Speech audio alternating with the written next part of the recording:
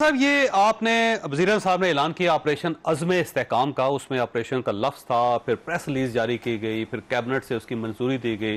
पाकिस्तान तहरीक इंसाफ की तरफ से प्रेशर आया, मौलाना फजलुर रहमान साहब उनके साथ खड़े हो गए, ANP उनके साथ खड़ी होगी, जिरगा ने जिरगा हुआ पेशावर में, उन्होंने भी कह दिया कि हम ऑपरेशन करने की इजाज़त नहीं देंगे। ऐसा लगता है जैसे स्टेट पीछे हट गई, अब सिर्फ अज़्म इस्तेहकाम रह गया। तो इस अज़्म इस्तेहकाम का मतलब क्या? देखिए, पहली बात तो यह है कि जैसे इस बात की वजाहत हो चुकी है कि इसका मकसद कतन किसी किस्म की डिस्प्लेसमेंट नहीं, ये ऑपरेशन रद्दुल फसाद या ऑपरेशन ज़रब अज़्ब की तर्ज का ऑपरेशन नहीं है।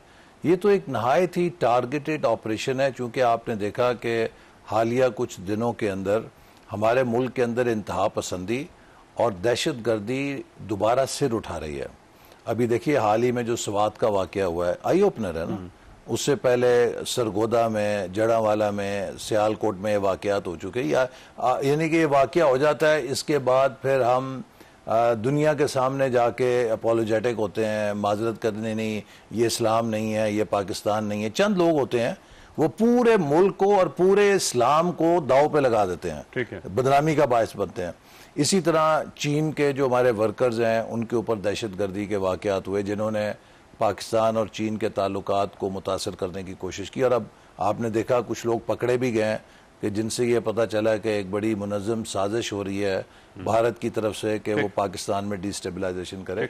फिर यही लोग जो आज मुखालफत कर रहे हैं, मुझे नहीं समझ आती कि ये क्या कहना चाह रहे हैं कि जब हमें इनफरादी तौर पे मिलते हैं तो ये बताते हैं कि हमारे KP के बाज़ ज़िला में हालात इतने ख़राब हैं कि वहाँ पे तो कोई अब लॉ एंड ऑर्डर नहीं है। कौन कहता है आपसे? ये JUI वाले भी कहते हैं, PTI वाले भी कहते हैं, ये सारे कहते हैं। मैं PTI में कौन कहता है आपको? क्योंकि PTI का मौक़िफ़ ही मुख्तलिफ है। किसी का क्या नाम लूं, मकसद ये जितने वो कहते हैं जी हमारे जो जनूबी ज़िला हैं उनके अंदर देखिए क्या हालात हैं। ये एपिस कमेटी में थे आप जब?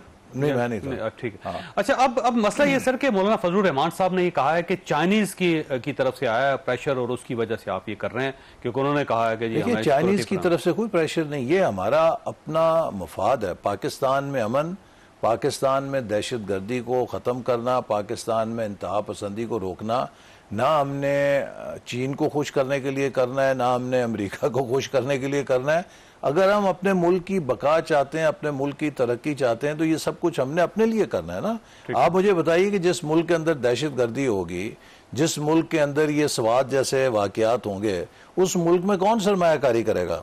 क्या हम इस बात की इजाज़त दे सकते हैं कि इस किस्म की लाकानूनियत पाकिस्तान में पनपे और जोर पकड़े? ये हमारा अपना मफाद है कि हम इन वाक़यात की न सिर्फ हौसला शिकनी करें बल्कि सद्देबाप करें।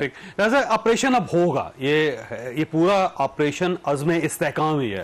देखिए, इसमें जैसे मैंने कहा कि किसी के खिलाफ ये ऑपरेशन नहीं, कोई आबादियां टारगेट नहीं होंगी, कोई डिस्प्लेसमेंट्स नहीं होंगी।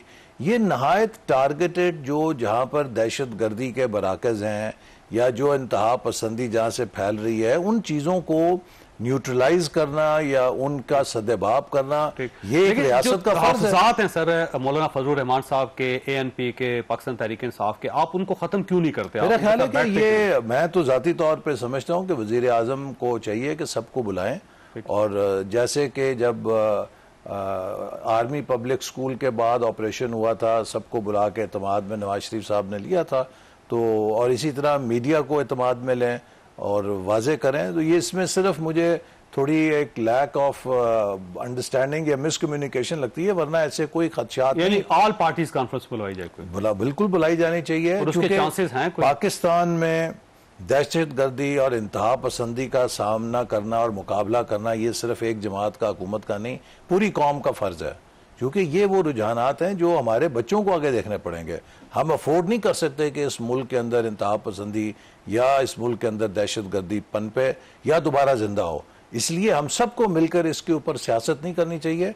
ये रियासत की बका का मामला है, ये रियासत के इस्तेकाम का मामला है, ये मुल्क की मईशत के मुस्तकबिल का मामला है। चांस है ऑल पार्टीज कॉन्फ्रेंस का? ये इसका फैसला तो वजीर आजम करेंगे, लेकिन मैं ज़ाती तौर पे समझता हूँ कि ज़रूर वजीर आजम को एतमाद में लेना चाहिए, तमाम पार्टीज़ को, और इसी तरह जो मीडिया है उसको एतमाद में लेना चाहिए, ताकि लोगों के खदशात का ज़ाला हो। ऐसी कोई बात मेरे इल्म में जो मालूमात हैं उसमें ये जितने एतराज़ात किए जा रहे हैं सब बेबुनियाद हैं। ठीक है। अच्छा, इन कैमरा इजलास जो है वज़ीर साहब ने कहा है होगा, तो अब सवाल ये है कि इन कैमरा इजलास के अंदर ब्रीफिंग कौन देंगे? क्या आर्मी चीफ आएंगे या फिर DGI आएंगे उनके साथ और वो ब्रीफ करेंगे? अब इसका तो आपको या वजीर आजम बता सकते हैं या वजीर दिफा बता सकते हैं। ये मुतालबा पाकिस्तान तहरीक इंसाफ की तरफ से कि आर्मी चीफ आए और साथ DGI आए और आके वो ब्रीफ करें। नहीं, इसमें ऐसी कोई बात नहीं है। माजी में भी ऐसी ब्रीफिंग्स होती रही हैं। जब PTI का दौर था तो जनरल बाजवा, जनरल फैज़ नेशनल सिक्योरिटी पे पार्लियामेंट के अंदर ब्रीफिंग करते थे, तो ऐसी कोई अनहोनी बात नहीं है।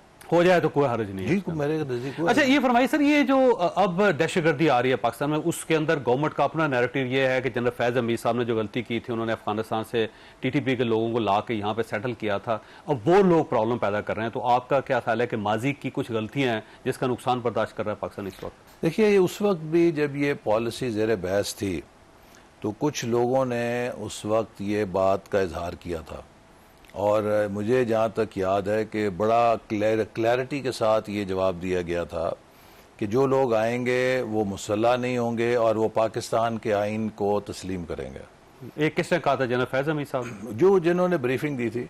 लेकिन ऐसा नहीं हुआ, तो लिहाजा हमें अपने माजी से सबक सीखना चाहिए। हमने दहशत गर्दी के खिलाफ बड़ी कुर्बानियाँ दी हैं, हमारी फौज ने कुर्बानियाँ दी हैं, हमारी पुलिस ने दी हैं, सिक्योरिटी के इदारों ने दी हैं, कौम ने दी हैं। देखिए कितना सूबा खैबर पख्तूनख्वा में कितना लहू बहा है, वहाँ के लोगों के कंधे शल हो गए थे खुदकुश बम्बारों के हाथों, अपने प्यारों की लाशें उठा उठा के। आर्मी पब्लिक स्कूल का वाकया देख लीजिए, तो पूरे मुल्क के अंदर ये हुआ, कहीं शहरी मर रहे हैं, कहीं हमारे और लोग इसका निशाना बन रहे हैं।